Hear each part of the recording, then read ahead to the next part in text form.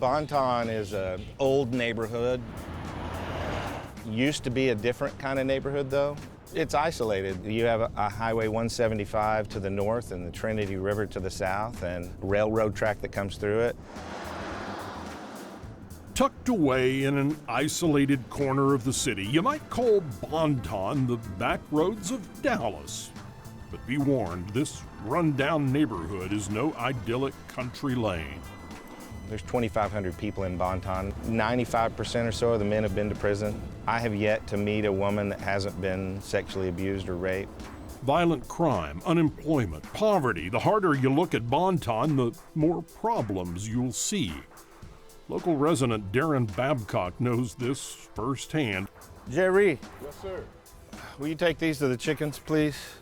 When he moved over here, he learned it's in the middle of what the government calls a food desert, a low-income area with no grocery stores. Dallas is one of the most affluent, wealthiest cities in the world, and we have communities that are dying because they don't have access to food. It just seems wrong to me, unacceptable. Daron's only lived in Bonton a few years now. Faced with all its challenges, he could have left his new neighborhood behind. After all, Dallas has lots of places to live. Instead, well, he decided to put down roots. We planted a garden. We planted a garden on a lot that we didn't own. We just commandeered it. That's a good one. All of a sudden, 10 or 12 people a week would stop by and say, "Why is this garden here? There's no gardens in the hood." Welcome to the Bonton Farm, a community garden in the last place you'd expect. You wouldn't think this little garden would produce so much food, but this is the third time we've harvested from this week. Daron and his neighbors turned a vacant lot into an oasis in the food desert. And as more and more people saw what was going on, they wanted to pitch in. People like Patrick Wright. Well, I've been promoted to the manager of the farm here at Bonton. I have to make sure that all the animals has waters. I have turkeys, chickens, goats, rabbits. I have to harvest eggs. Then I have the vegetables. I got to make sure that they are pruned, weeded out. We grow tomatoes and peppers and okra and squash that we're walking through and zucchini that we pass, cucumbers, collard greens, eggplant, and then we harvest on Fridays, which is today, and then we sell at the farmer's market on Saturdays.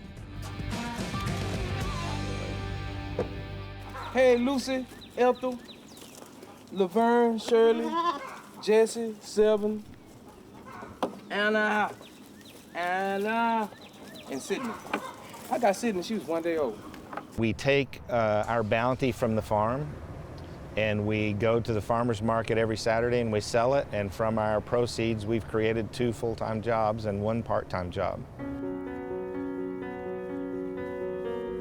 Well, Bonton Farm continues to grow with a groundswell of support. A local church has adopted it as an ongoing mission project. Do I have any real gardeners here? I've got some plants to plant. Bonton produce sells at farmers markets around town, but bushels and yields are not how they measure success here. At Bonton Farm, they are cultivating good men from the toughest land around. Vegetables are a part of it, but it's really about being able to work with men that want better for themselves and are searching for ways to do that. After seeing him deal with people and what he did for me, helping straighten me out and restore my life, and I started labeling him the Angel of Bonton. I started calling him Daron, the Angel of Bonton. Sometimes I look at him and I say, no, it can't be a man. That's an angel in a man's body. Daron's created a life skills program around the farm, complete with fellowship, Bible study, and job placement. All right, who's got the verse for the day? He will advocate for the guys who prove they are ready to make a change in their own lives. It's his mission to give them a second chance because even though he came from a different background, he wound up in the same place as many Bonton residents, depressed, broke, and addicted to drugs and alcohol. Amen. My life unraveled when I was in my early 30s when my wife got cancer and passed away. I met folks that had experienced 10 times that amount of tragedy by the time they were 6. I was like a potential drug addict at age 2. I remember drinking beer before I grabbed my baby bottle. I had some family and relatives give me marijuana, and they be laughing, hey, look at Pat, he's tripping, right? From an early age, I identified joy and happiness from getting high. People did what they do to get by, like sell drugs or steal or prostitute, and a lot of people dropped out of school, and it was just like a pattern. I mean, one generation mislead the next generation. I end up on the corners drinking and hustling and, trying to make ends meet.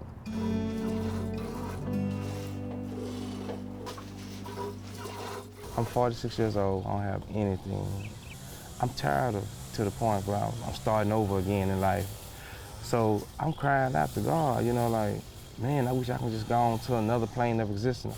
Go ahead and get it over with and let me come back as a turtle or a squirrel or whatever, you know what I'm saying? Because I failed as a human here, We have still a lot of problems in Bonton, but even the folks that are involved in that, I think, have great respect for the work that's happening here and the people's lives that are being changed. And maybe they're not ready to change theirs quite yet, but I tell them all the time that I hope that you make it here soon.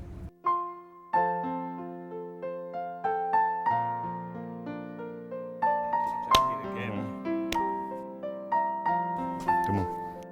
Every day, the Bonton farm reaps a bountiful harvest, healthy food, jobs, and better lives. These are the fruits of their labor. And like all harvests, it started with a single seed. For Patrick Wright and Daron Babcock, it was the seed of hope.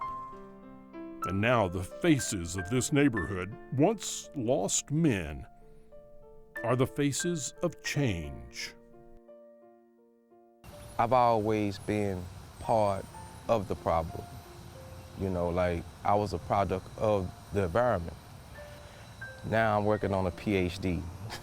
That's proper human development.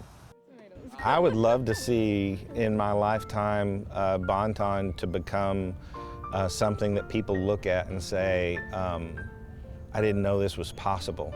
I didn't know that a community that had seen such difficult times and had so many challenges to overcome could be restored to this way.